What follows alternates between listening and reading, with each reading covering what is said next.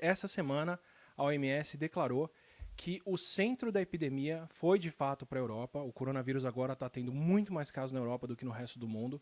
A China, que já foi o epicentro da doença, teve 80 mil casos e agora a Europa contribuiu para mais de 100 mil casos por lá. Então a gente já tem mais casos na Europa do que a China teve durante o surto todo chinês, que a gente vai ver na frente como já está acabando. E é uma situação super preocupante. Os países todos estão fechando fronteiras por lá, porque a Europa se tornou esse epicentro. A Bélgica parou o país, ela está travada, a Bélgica está em lockdown, ninguém pode sair na rua, ninguém pode circular, não só as pessoas que estão com coronavírus. Parte da Áustria, que é a região mais atingida, também está em lockdown, também está travada e não tem ninguém podendo circular.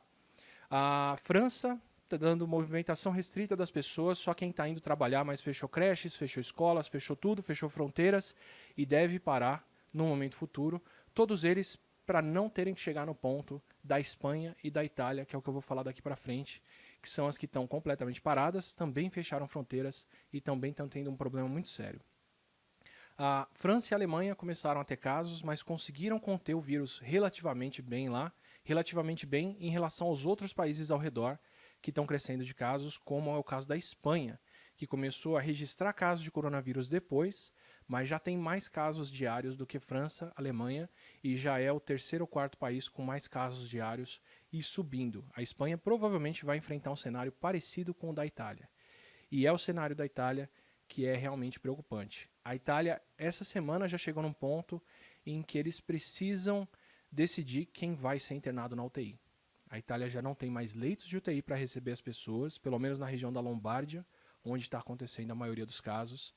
Eles já estão tendo que optar para quem tem mais de 80 anos ficar em casa e não receber respiração mecânica, não receber ajuda respiratória, que é o que salva as pessoas que estão com caso grave de coronavírus. E hoje ou ontem a Itália emitiu um decreto dizendo que eles vão converter hotéis em salas hospitalares para tentar atender mais gente, mas mesmo assim eles têm dificuldades até para terem aparelhos respiratórios para poder receber e tratar essas pessoas. A Itália é um retrato do que a gente não quer que aconteça em nenhum lugar do mundo, que é quando você satura o sistema de saúde de pessoas doentes chegando. A Itália impôs uma quarentena e depois um lockdown há um tempo atrás, pediu para as pessoas pararem de circular por lá, mas ainda não teve os efeitos disso, ainda não colheu esses efeitos e continua recebendo um número crescente de pessoas. E agora a gente começa a ver o outro lado do coronavírus, que é o seguinte: quando você não tem leitos hospitalares para internar essas pessoas, elas começam a morrer de outras coisas que não são coronavírus. Então o coronavírus não só está matando mais idosos na Itália, como ele está matando mais gente na Itália que não tem coronavírus, mas que não pode ser internada no hospital por outros problemas. Então, ao que tudo indica, na Itália especificamente, a letalidade para idosos deve chegar a 18 anos ou a 18% ou mais e crescendo se eles não tiverem leitos hospitalares. Eles instituíram um lockdown há um tempo atrás, proibiram as pessoas de circular por lá e estão tentando ao máximo conter o vírus, mas estão tendo esse problema enorme e os outros países ao redor todos da Europa estão correndo para justamente impedir isso de acontecer com eles. Por isso eles já estão restringindo a circulação das pessoas. Não quer dizer que isso vai funcionar, não quer dizer que eles vão conseguir conter casos como a Itália. A gente vai descobrir ou não nas próximas semanas. Talvez consiga, talvez não consiga. Outro recado que a Itália dá pra gente é que eles tiveram um aumento de casos lá de pessoas entre 19 e 50 anos sendo hospitalizadas. A gente fala muito de grupo de risco por aqui.